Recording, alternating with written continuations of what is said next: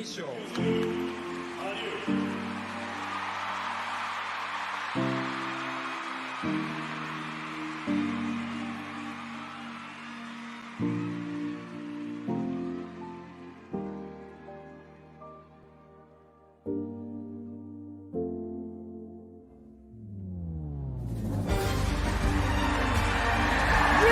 done. What a skate under pressure. Did not see that coming.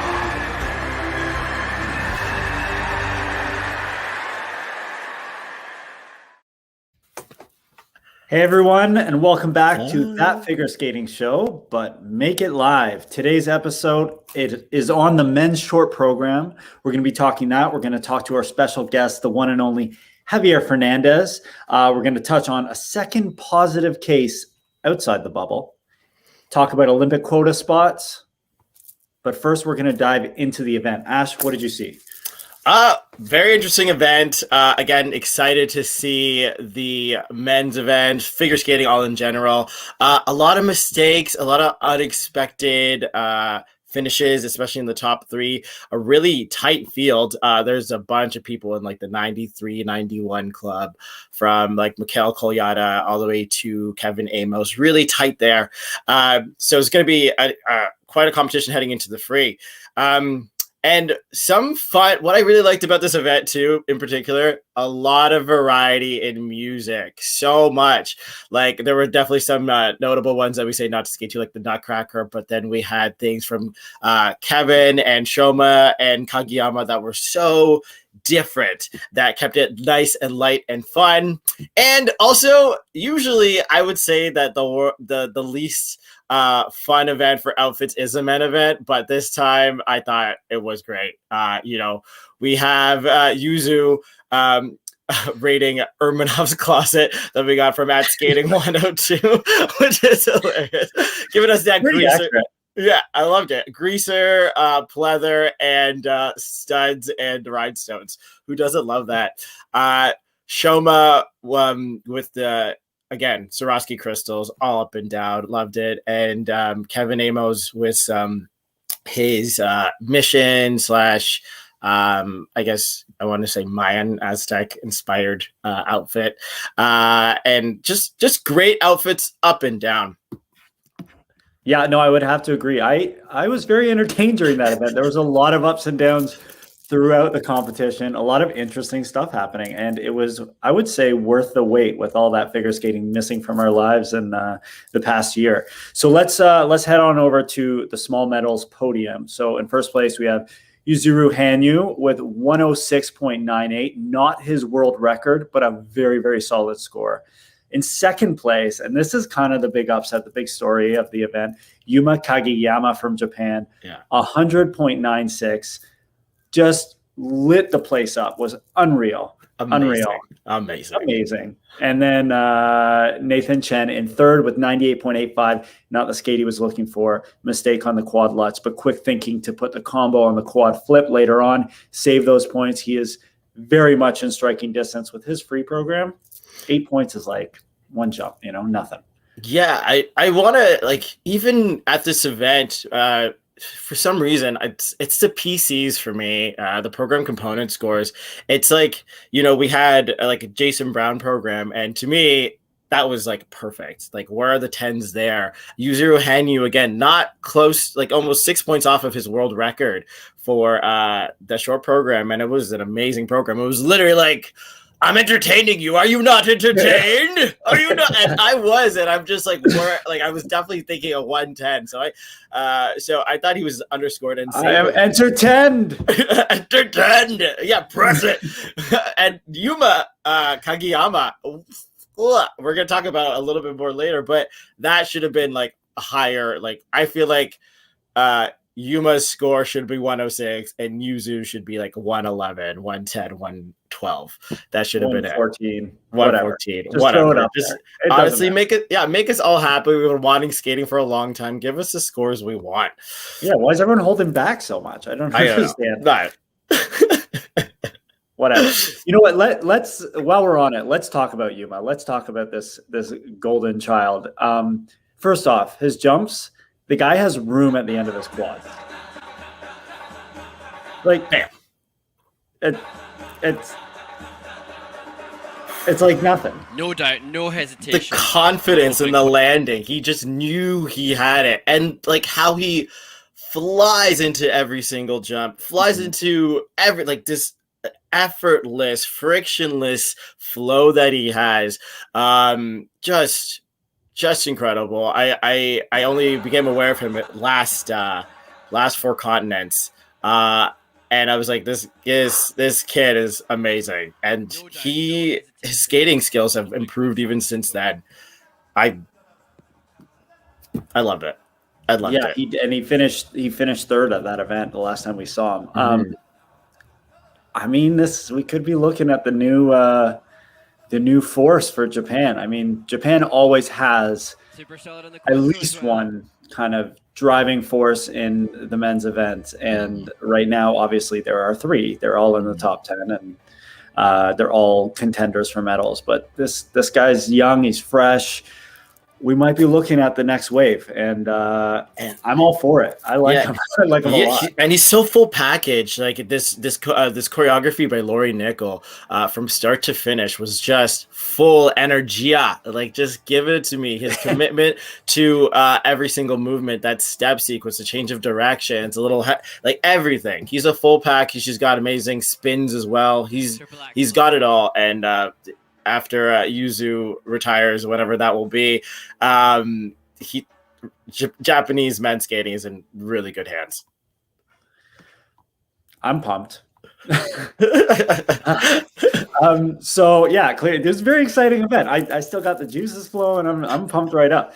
There are some really inspiring skates too, and I think there are some programs that happen that aren't in the top 3 that we really need to talk about because they were amazing. And I'd love to start with Keegan. Only Canadian man in the event. A lot of pressure to earn some more spots for the Olympic Games. He was unreal. Different style, a lot softer. Another brilliant character in the men's event. He just looked like he was settled and in his groove. He was in the moment, and his jumps he was tacking them off. I really loved seeing this pace for him, and really touching the way at the end of his program. He kind of gave a little shout out to his wife by touching his wedding ring, because that was, as you said, you told me that was their wedding song. Mm-hmm. Yeah, it's what I really love about this program is, one, he kept it from last season, like many skaters are, and it keeps maturing on him like a fine wine. There's that moment where he's dedicating it to his wife. Him even getting to this competition, he had a long journey from Alaska, and like you said, the pressure of being the only man here representing Canada. He's the only one who had international experience this year competing at Skate America, getting a medal there.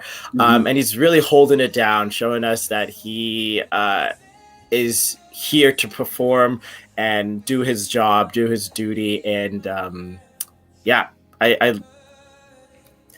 good job, Keeks. That's how you put it down. So wishing him all the luck in the free skate. Another inspired skate for me, Shoma Uno. Not a clean skate, but nailing that quad flip, that fall on the triple axel. It looked like it was going to be a step out, but then he clearly caught his blade as he did the step out. Such an easy jump for him too. He does that while he's waiting for them to call his name. He goes and does a triple axel. So kind of bizarre to see him miss that jump. And what's so inspiring for me about this skating program, like last season, he had a coaching change. His Grand Prix season was not what he wanted it to be. Just disastrous programs everywhere, but then came back at nationals and actually beat Yuzu.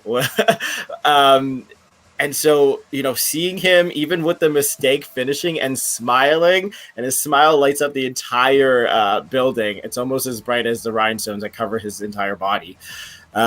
Just And that music, that upbeat music. Man, just... I was loving it. I felt like I was at a music festival. Nobody's going to music festivals, but I felt it. I felt that energy. I was like, yes, this is different. I really like this. This is cool. And of course, Lambiel's influence is such a good combination with Shoma, who he's got so much range. He can do so much stuff. So what a great kind of dream team.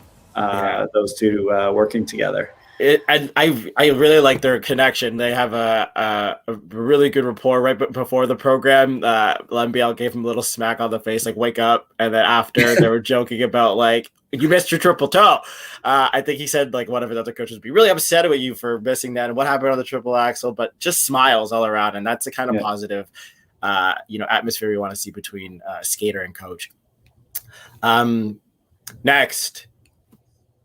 Jason Brown. Bro! Okay. Yes. Number 1, it's Nina Simone, the black goddess of the keys. So you can't go wrong. Just no quads, but who the hell cares? Who cares when you have too many people, unfortunately. I don't. I could watch him skate all day. He's unbelievable. And if you're really watching what he's doing, the intricacies and the little nuances in the music that he's hitting all these cues, with really difficult changes of direction, changes of balance and weight placement, really hard stuff to do. Really, really, really hard stuff to do. And the thing that's so Jason is that it looks like, yeah, of course he's doing that. It's easy, but it's not. It's not. Most people would be on their face. Yeah. And he just kind of weaves it all together in this performance that captivates you. And I love his skating. Absolutely everything he does, from the statuesque spin positions to like actually interpreting the music and hitting the music, the musicality. One thing I always say with like, especially free skaters, it's like sometimes you just skate through the music and I know that there's a jump coming up. Yeah. That's your sport. You got to do a jump, but in between. And, I think what we've been missing, and we had this conversation with Sandra Bezic of just like how we're missing the uniqueness and the things that make you feel. I felt so much. And this was where I was like, why aren't we hitting the 10s? Give quality, give respect where respect is due. Give the man his 10s. Give what is worth. Like, great job by Raheem Ward, his choreographer, who's also an amazing skater. Brilliant artist. Brilliant. Ugh, damn. Yeah, like I'm considering just writing the number 10 on a piece of paper and mailing it to him in Sweden because I feel like they should just be right across. Unbelievable program.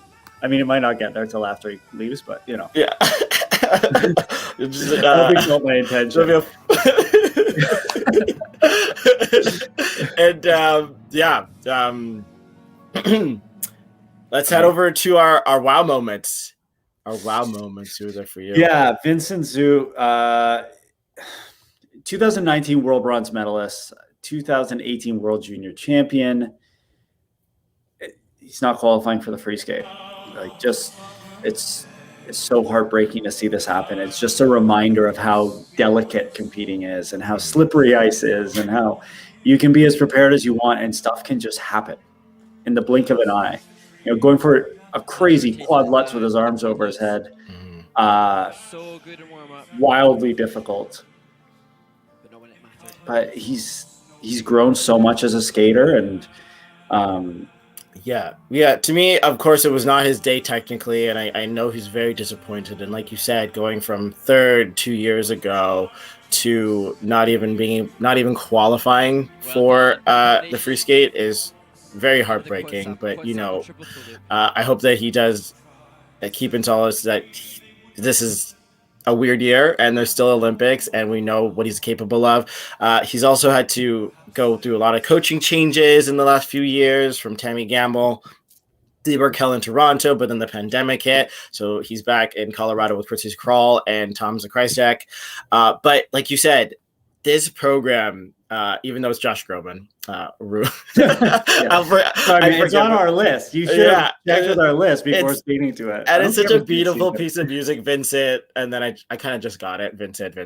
But you know, Piper and Paul skated to a rendition of Vincent 2 years ago. Such a beautiful program. So I love this piece of music, and he's showing such growth in his skating ability. That transition into his Arabian Camel was beautiful. His step sequence with a change of directions, his attention to detail, and his emotional connection to the music is showing so much growth. So I know his jumps will come for him. They're pretty much there. It just was an off day.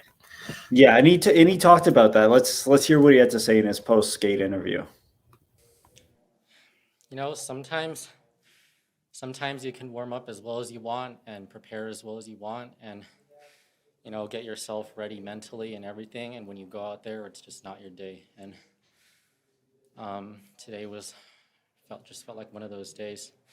I'm ready, prepared for this competition, but just a little stiff in the moment, and wasn't able to make it happen.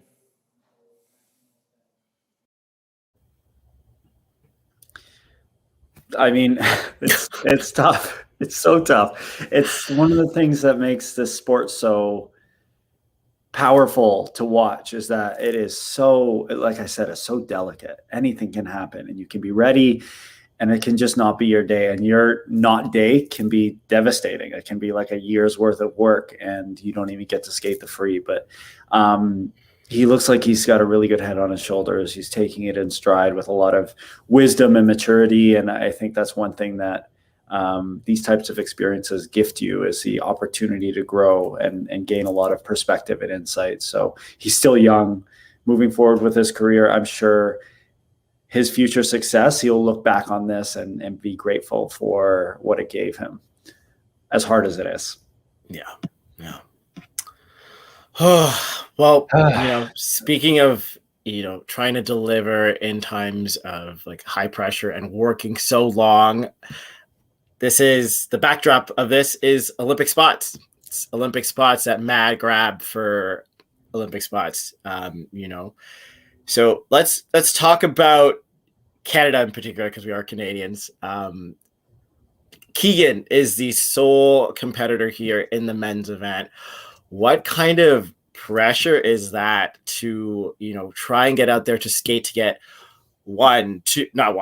two spots is what we're trying to go for, because, you know, 3 would be a top 3 finish. Not saying it's not possible, like we just saw with Nathan, not necessarily delivering, but like, what kind of pressure is that to be under during a year where there has been often go training, you don't even know if the events are happening, and now you're here at Worlds, and now you got to compete to get those spots for your countrymen? Yeah, that's tough. That's tough. It's like all that normal pressure with all the things going on in the world right now, all that uncertainty and craziness. On top of that, there's other people you're concerned about. There's other people whose hopes and dreams are, you know, sitting on your performance at the end. And we know Keegan feels it. He's open about how he really wants this for Nam and Roman and whoever else gets, you know, I mean, 2 spots for Canada, it could be anybody. We have a pretty great group of guys right at the top there, and they're all chomping at the bit to go to the games. Yeah. So I know Keegan feels that, but at the end of the day, pressure is what we deal with. It's what we do, you know, as athletes. You go out there and you do your job regardless. And I think the more you make friends with that pressure and kind of just accept its presence, as opposed to trying to fend it off, you go out and do your job, and then let the chips fall where they may. As you know, easier said than done, but what else are you going to do? Right? Yeah, right. What other options do you have? You got to go out and do it. Yeah. It's definitely a hard place to be, because all you know is like you got to stay focused and do you, because if you control your controllables, most likely you'll do your job, but still it's hard to manage that. But, you know, like you said, he's recognizing it, and not running from it. And of course, if some of the people who are watching don't know how you kind of qualify spots, it is based on your placement of your team members, pretty much. So for us to get 2 spots at this men's event, with Keegan being our only competitor, he would have to finish in the top 10, correct? Yeah.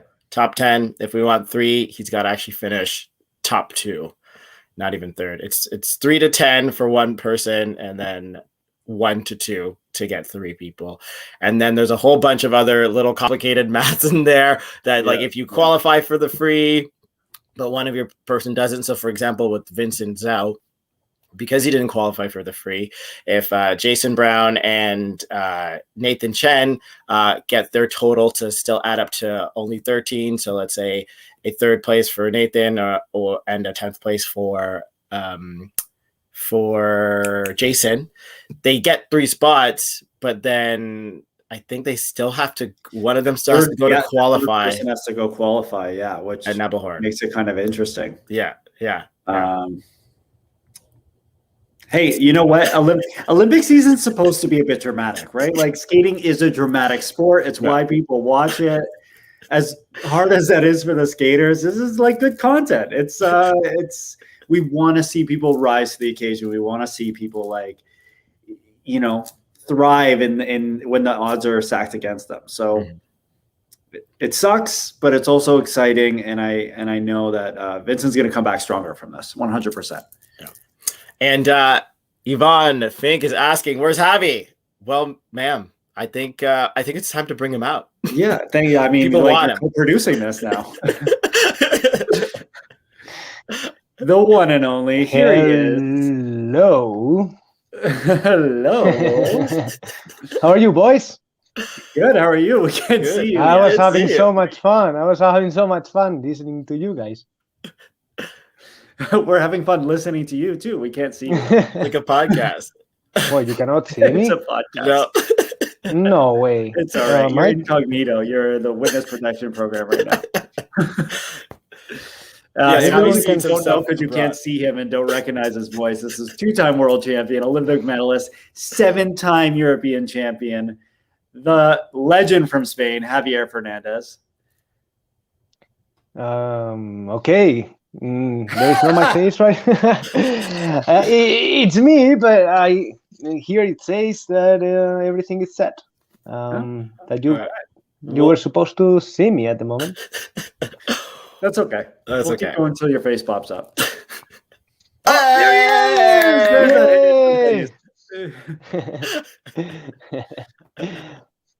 How you doing, man? Okay, so I'm doing good. I'm busy and doing a lot of things, and it was interesting competition. I was watching and commentating. So happy to be with both of you. I was having a lot of fun listening to you. It was a lot of good comments that you say. Nothing, you're two of a man, too good. You're too good of doing these kind of things. So I hope I'm ready. You're golden. We're super happy to have you, man. It's an honor, and it's so great to see your face again. And so happy to hear you're doing commentary. I know the Spanish skating world is lucky to have your insights. So good job on that. Thank you. What else have you been up to? Talk to us a little bit about what the life of Javi's looked like. So I've been doing a lot of things lately, surprising in the times that we're living. I've been, we recently bought an ice rink, and we're doing an outside ice rinks in Christmas time in Spain to try to support a little bit the sport and make it a little bit more popular. We still do figure skating shows. We're still producing the shows. I'm more into coaching lately, so we've been doing a lot of seminars, summer camps, and hopefully in the next 3-4 years, if we're lucky, we will have an ice rink, our own ice rink, and we will be able to create a good academy to try to give the kids the best opportunity from young, and try to bring them to to the top of figure skating. Wow. So that's pretty much my life. I mean, you being so dominant in figure skating and being a Spanish skater, you've honestly brought figure skating to life in Spain. Like when you had your Revolution on Ice tour, and you're still having them, they were sold out crowds in any city that you went in.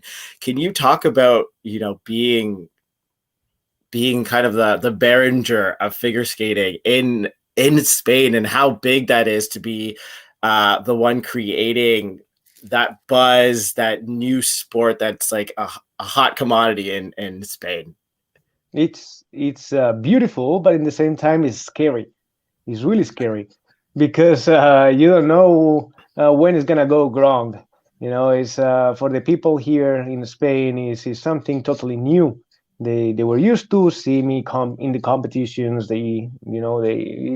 But that's something. Then when you're telling the people that hey, come here, watch some figure skating, watch this Revolution on Ice, this figure skating show, and let's see if you like it. It's scary sometimes because you don't know how the people is gonna react to figure skating. It's something brand new. It's something that we don't have any stories and any history of figure skating here, back in days like you guys have in Canada. So we're giving all the energy to try to bring this sport at something new, something interesting for the people, something interesting for the kids, and we're hoping that the sport of figure skating in Spain will raise, and we'll have everywhere in the TV. We'll have so many ice rinks. We have a total of, I think, about 14, 13 ice rinks in the whole country. So we're still working on it, and let's hope in the next many years we'll be one of the countries like you guys, that you are up there every single year. Well, I think with you leading the charge, it'll happen. And Spain is a country with a culture that's very tied to the arts, and it's a good fit, and with you leading the way and showing the country what skating is all about and what it has to offer, there's no surprise that your tours are sold out and that you've brought so much joy to people in your country with the sport. I think it'll keep going. Of course, it's scary, but so is competing. We'll make it happen. You'll make it happen. Yes, it's a good group of people that we bring every year. We still want to innovate. We want to give the audience a different feeling, different skaters. So be ready, guys. You're still on track. You might be in Spain one day. So I'll pack my bag right now. I have nothing tying me here. Bye, Acacia. Go ahead, Ash. Someone has a question. I don't see who it is. Are you gonna coach any young skaters to enter international competition in the next season? And can't wait to see it. Thank you. I mean, for now, I'm just doing part-time coaching. I'm not doing any full-time. I'm not a coach yet. So all I'm doing right now is helping the kids that they already have their own coach. So I will not have any competitions. I will not go to any competition anytime, I hope soon. We will see. I'm just, by the time I'll turn into a real coach, that I'll have a place that I'll teach every single day, then it will be a different story. But at the moment, I'll say no, not yet. Awesome. I can't wait to see you standing by the boards, though. I think it'll be amazing. So speaking of standing by the boards, you were doing some commentary. You were watching the men's short program. Tell us what you thought. What are your thoughts on the event? Oh, this is a really difficult year for everyone. It doesn't matter if you did a good program or if you did a bad program. This is like the worst year for everyone. It's been, it's been a lot of countries and a lot of skaters that they were not even able to skate for a long time, not able to compete for a long time. And in some countries, it's like, hey, here you go, let's go to World Championships. It's like, you guys know how hard it is to, that you need your competitions to get ready to make a better program, and this is really complicated. So, um, you know, it was a lot of surprises. You guys were talking about Vincent Zhou. Um, it's a really hard year, and it is too bad that you've been training. It doesn't matter if it's in the ice rink or at home, to not, to not lose your physical training, and then go there and not being able to perform the good that you want to perform. So that's too bad for him, but he will be an amazing skater in the next year and the year after and the year after. Um, what were my thoughts? My thoughts were like, the Japanese young skater, the 17 years old. Let's see, remember the name, Yuma Kagiyama or Kagijima. This guy is, he surprised the whole world of figure skating. An amazing skater. He did everything. He did skating, he did perform, he did jumps. He surprised the world, and I think it's amazing. Amazing. Is Japan in the world for a long time. We have Yuzuru Hanyu, that he did amazing as well. We have Shoma Uno up there as well, that he did a great job. And no, Shoma Uno came. Um, Shoma Uno was Fifth or something? fifth. Then no, yes, yes, Six. yes. Well, we have Shoma Uno up there in the top 10. Let's just say that way. And then we have this guy Yuma. He's like, for a country to have a three skaters up there in the top 10, let's say, is unbelievable. It's unbelievable. And this guy just came from another world and performed the skate of his life in a short program. I mean, wow, wow, wow! It's 100 points. He's 17 years old. With 17 years old, I was fighting for the 25th place at Worlds, if 25th place. So I was happy to see a young skater performing that well. Giving the people an amazing program, and happy, of course, for Yusu. He's a warrior. He's a person that fights, doesn't matter what. Nathan, he had his mistake. Of course, we're talking about a lot of really hard jumps. When you put one or two quads plus a triple axel, is tough. It's really hard programs that you might do 10 quads in the practices, but you go into the competition and then mistake. But it's normal. It's normal.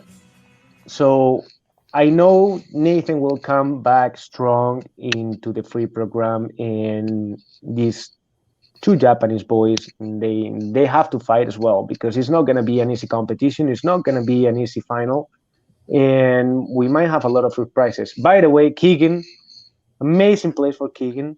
I'm super happy because he's been around for quite a long time, and I know him, and he's up there.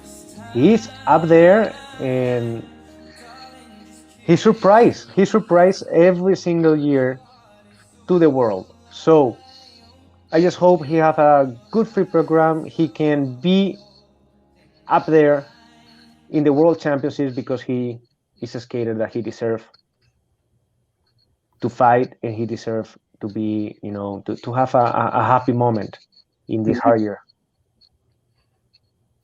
Yeah, for sure. Well said. Good insights. Good insights. Do you miss it when you're watching? Do you miss it, or you're like, I'm good? I'm good.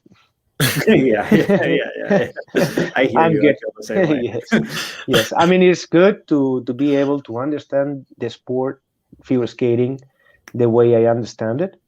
And I want to be connected with figure skating for all my life, for my whole life.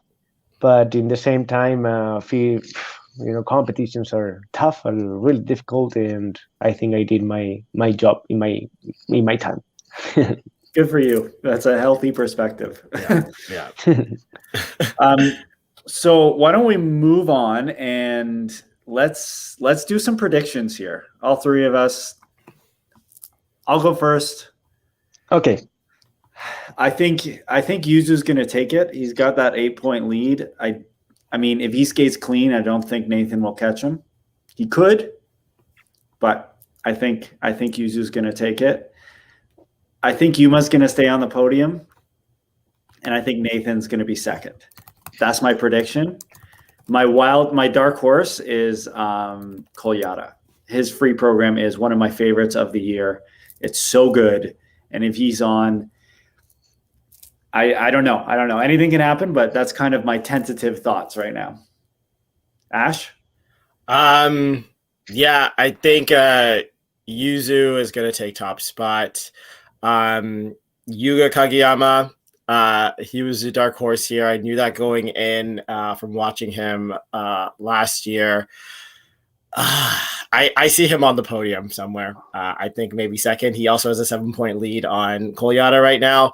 And I would love to see Kolyada take a medal here too, maybe third place, because like you, I really love that free program. It's mesmerizing. It looks like a Baryshnikov ballet performance. And if he skates it clean with the quadlets, he could be up there. So yeah, that's my top three. Oh, sorry, I forgot about Nathan. That's so rude. Nathan, I think that's absolutely disgusting. So Nathan is probably going to take second, and I think fighting for third will be Kolyada and Yuma. Okay. Okay. So definitely, what I think is Yusuf, he does a good program, as you said. Dylan, he have no rival right now, so he will probably take first, in my opinion. Second, definitely Nathan Chen. But my problem is the third place. Kolyada is a skater that he does one good competition and a competition, and then about, if I have to say a person that might be more stable in every single competition, which that doesn't mean absolutely anything. Ice is slippery. This is slippery. I'll say, I might say Shoma or Yuma. Shoma or Yuma. So I'll have two Japanese skaters in the podium. Okay. All right. Well, it's going to be a very exciting free program for sure. We sent out that question to our audience. And we have some results from that poll to see who they think is going to take this world title. So let's see what we came up with. 53% say Yuzu and 47% say Nathan. So the audience is kind of split on that one too, with the slight favorite being Yuzu, kind of in line with where we're at. Yeah. Oh, no. A different poll said 89.9% Yuzu. Okay, so it looks like... All right. That's because that's the Twitter poll. That's where the fans congregate. That's where the Yuzu fans are. Yeah. Yeah. Okay. All right. 89.9%. Nathan, thanks for showing up. I mean, I think both of the skaters have the potential to be up there. That's not a doubt. They just have to do the program, and then the judges have to decide You know, they're both amazing. They're both talented, and they will fight. They will fight for it. And we are lucky enough to get to watch it. Yes, definitely. Yeah, it'll be a great competition. Javi, thank you so much for joining us. Muchas gracias. It's always a pleasure speaking with you and hearing your insights and seeing your face again. It's been a long time, but so happy to hear you're doing so many great things for skating in Spain. Those skaters are so lucky to have you, and we're very excited to see what you do moving forward with the sport. Thank you so much, guys. Miss you, by the way. Miss you. Miss you too, buddy. Miss you too, buddy. What That a was legend. great. Love that guy. Literally a legend. 7-time European champion. Was it 7? That's nuts. Yeah. I haven't won 7 anything. I haven't even been on time 7 times. Amazing. I don't think Javi has either. Don't worry about it. Amazing. All right. So moving forward, Ash, you want to take this? Let's pose our next question for you all. With the reigning world champions absent from ice dance, who will be the new king and queen, respectively? It's going to be interesting. No Papadakis, no Cesarone. The Americans are looking good. Canadians, Paula Piper, are looking great. And then we got the 2 Russians there too. So let us know who you think will take top spot. And then, of course, That Figure Skating Show will be posting an episode for the recap pairs free tonight, and the final, recapping how everything went, who's going to be the new champions, maybe, or will it be Sway and Han? And then how they shape up going into the Olympics. Also, we will be back for a live recap of the rhythm dance immediately after with none other than Gabriela Papadakis, former world champion, not former world champion. Well, yeah, current reigning champion. And, she's going to be sitting pretty on the sidelines, watching with us, commentating with us. It's going to be amazing. We love her. She's great. And you guys will love it. Thanks for stopping by, and we will see you later.